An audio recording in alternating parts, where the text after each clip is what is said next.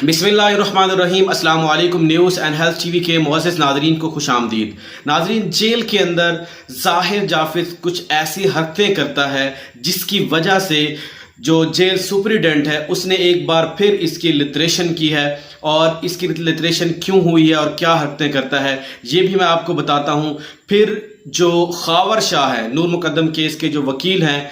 उसने कुछ उससे सवाल पूछा गया कि क्या अगर ज़ाहिर जाफिर पागलपन का बहाना बनाता है या वाकई ही पागल हो जाता है तो क्या इसको सज़ा इसकी माफ़ हो जाएगी। तो इसके बारे में जो उसने जवाब दिया और इसके बारे में क्या कानून कहता है वो भी मैं आपको बताऊंगा। फिर तीसरे नंबर पे ज़ाहिर जाफिर को अकेले किसी भी काम के लिए नहीं जाने देते, इवन कि अगर वो टूथ ब्रश करने के लिए भी जाता है तो उसके साथ 2 बंदे जाते हैं, और क्या क्या करने के लिए इसको करने की इसको इजाज़त नहीं है। फिर आखिर में ये कहा जा रहा था कि ज़ाहिर जाफिर की फैमिली को जो प्रोटोकॉल दिया जा रहा है उसके अंदर सुपरिटेंडेंट ने जो बयान दिया था उसने कहा है कि इसको दाल चावल और सब्जी सिर्फ दी जा रही है, उसको जो एक प्रोटोकॉल की मुराद है वो हासिल नहीं है। मज़ीद वीडियो देखने से पहले अगर आपको लगता है कि मेरे चैनल को सब्सक्राइब करना चाहिए तो जल्दी से मेरे चैनल को सब्सक्राइब कर लें और साथ लगे बेल आइकन को भी प्रेस कर लें ताकि आपको अपडेट मिलती रहे। नाज़रीन, ज़ाहिर जाफिर एक नशे का आदी था, आप सब जानते हैं, और ज़ाहिर जाफिर की जिस तरह परवरिश की गई और ज़ाहिर जाफिर का जिस तरह बचपना गुजरा, साफ ज़ाहिर है उसको मुश्किलात होगी कि इतना एक शख्स जो सोने का चम्मच लेके मुंह में सोने का चम्मच लेके पैदा हुआ है और वो शख्स अचानक एक जेल की सख्ती के अंदर पहुंच जाए और आज की गर्मी भी वो बर्दाश्त करे। जो बंदा कभी भी जिसको पसीना ना आया हो तो वो शख्स अब पहुंच जाए एक जेल के अंदर और उसकी लिटरेशन भी हो और साथ उससे मुख्तलिफ सवालात भी किए गए हों, और फिर उसको जो अयाश परस्ती उसकी थी वो भी उसको हासिल ना हो, तो आप खुद सोचें कि उसके साथ उसकी जो कंडीशन होगी वो कैसी होगी। तो इस वजह से वो कुछ हरकतें करता है। पहले इसको दौरा पड़ा था जब इसको जेल या अदालत में ले जाया जा रहा था, तो वहां पे इसने कहा था कि मैं एक अमेरिकी शहरी हूं, और यहां पे कहा, अब फिर उसने कहा कि आई हैव अ राइट्स, कि मुझे अपने दोस्तों से मिलने दिया जाए, मुझे अपने वालिदैन से मिलने दिया जाए, मुझे थोड़ा सा मतलब टाइम दिया जाए, मैं किसी से मिल जुल लूँ या मैं बाहर घूम फिर लूँ। इस तरह का जो पागलपन का इसको दौरा पड़ रहा था बार बार। तो सुनने में ये भी आया तो कि इसके खुदकुशी करने के चांसेस हैं, और ये एक बच्चों जैसी ट्रीटमेंट जो है वो शो कर रहा है, जैसे छोटा एक बच्चा करता है और एक पागलपन शो करने की कोशिश कर रहा है। हो सकता है कि वो ये कोशिश कर रहा हो कि उसकी जो सज़ा है उसे माफ़ हो जाए। यहाँ पे एक क्वेश्चन किया गया जो नूर मुकद्दम केस की तरफ से जो उनके वकील हैं खावर शाह साहब, उनसे सवाल पूछा गया कि अगर ज़ाहिर जाफिर वाकई पागल हो जाता है या पागलपन का बहाना करता है तो क्या उसकी सजा माफ हो जाएगी, तो प्रोसीडिंग रुक जाएगी। ये सारी बातें उससे सवाल पूछा गया, तो इसके जवाब में उन्होंने कहा कि कानून के अंदर एक चीज है कि अगर वाकई ही कोई शख्स नॉर्मल से थोड़ा हटके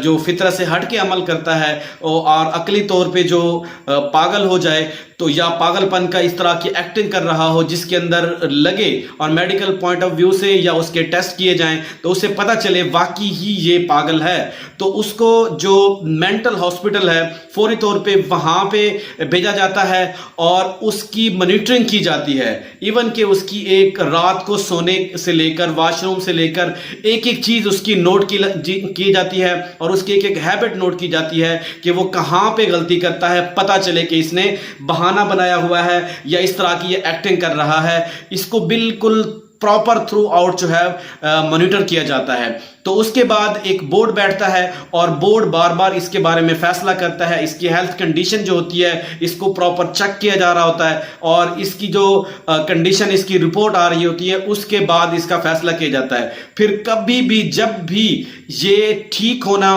पता लगता है कि बोर्ड ने फैसला किया कि अब ये ठीक है, ये एक्टिंग कर रहा है या ये बिल्कुल ठीक हो गया, अगर पहले इसको कोई मसला था, तो अब वो प्रोसीडिंग जो है वो चलती रहती हैं और इसके ऊपर फौरी तौर पे जो ट्रायल हैं वो शुरू हो जाते हैं। तो इसको किसी भी किस्म की माफी जो है वो नहीं होगी इस कंडीशन में कि ऐसे मुल्जिम को कभी भी माफ नहीं किया जाएगा।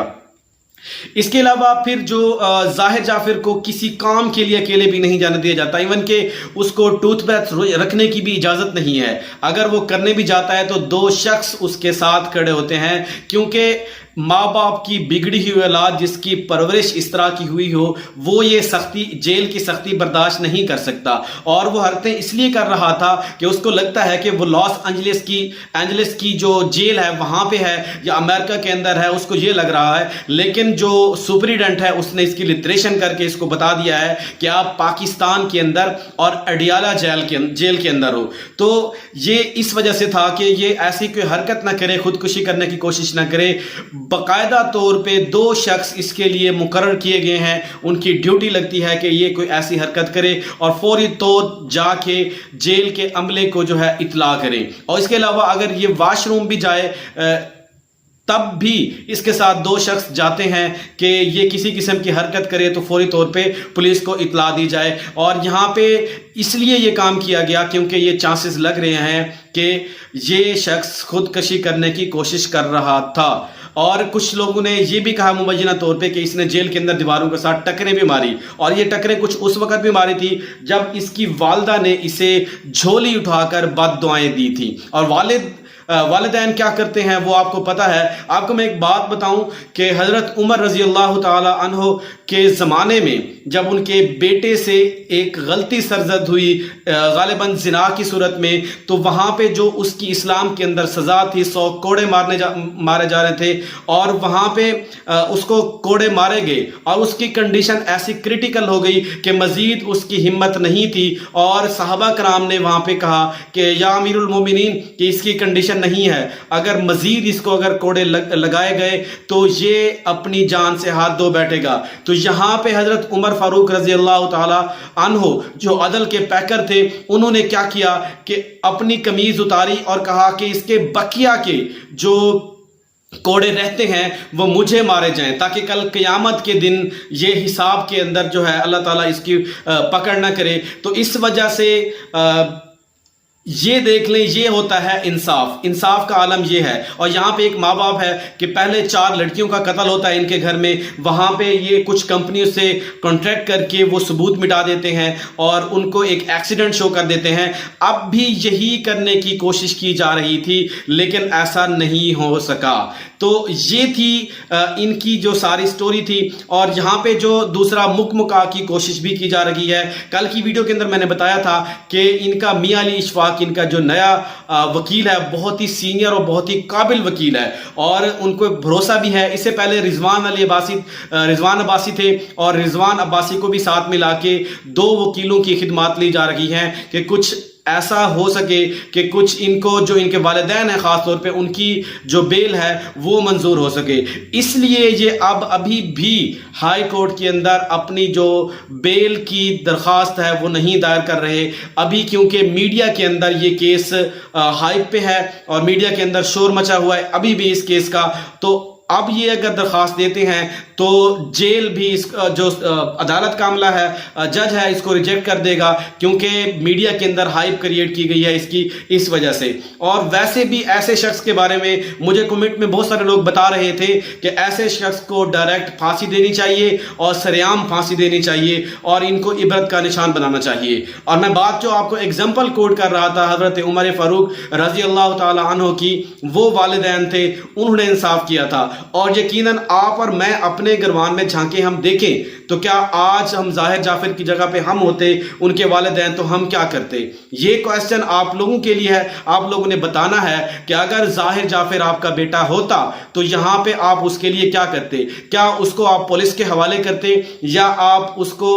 جس طرح اس کے ظاہر جعفر کے والدین نے کیا، اس کے ثبوت مٹانے کی کوشش کی جا رہی تھی اور اس کو بچانے کی کوشش کی جا رہی تھی، آپ یہ کرتے؟ کمنٹ سیکشن میں ضرور بتائیے گا۔ امید کرتا ہوں کہ آپ کو یہ ویڈیو اچھی لگی ہوگی۔ اگر